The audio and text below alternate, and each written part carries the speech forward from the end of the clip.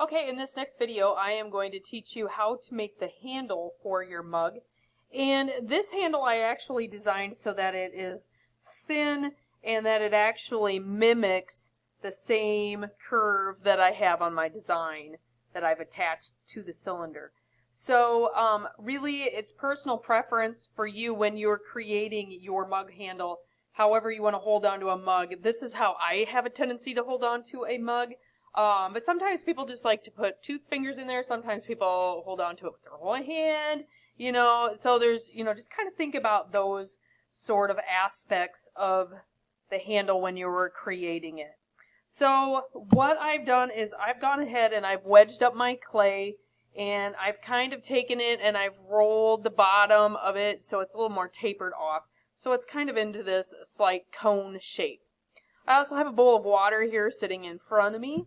And what I've done, I'm going to kind of hold on to that top part to be kind of more of like a temporary handle just so I can have a good grip on it. And then what I'm going to do is I'm going to dip my hand in the water and then I'm going to ever so slightly just keep squeezing the clay a little bit and sliding my hand down the clay. And so what this is doing, you're probably wondering, why am I making a handle this way? Okay, let me tell you. This is how professional potters will make handles. What it's doing when you're slightly compressing and squeezing this clay together, it's pressing the clay particles tighter and tighter and tighter together, therefore creating a stronger handle in the end. Okay? So what I'm doing is I'm going to keep working on this. I can make it as skinny as I want to. I'm actually going to create this to be a little bit longer. It can be round. I have a tendency to make mine a little more rectangular shape. Whatever works for you.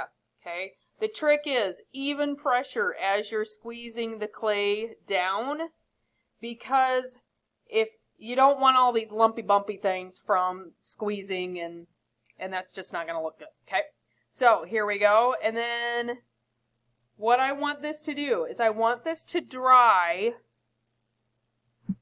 in a curved form. So what I'm going to do is I'm going to actually flip this over and I'm going to bend that handle how I want it. Okay? And a little bit later, after this is dry, I'm going to stick it down onto a plate because I want this to dry in this arched curve. Right now, this is just way too flimsy to attach. It would never hold this form. So I want to let it dry some to a state that's called leather hard. Alright, this is just too flimsy to work with. So we're going to set this down and let this dry for maybe 10 or 15 minutes. Okay, so there we have it, and we'll be back with the next video.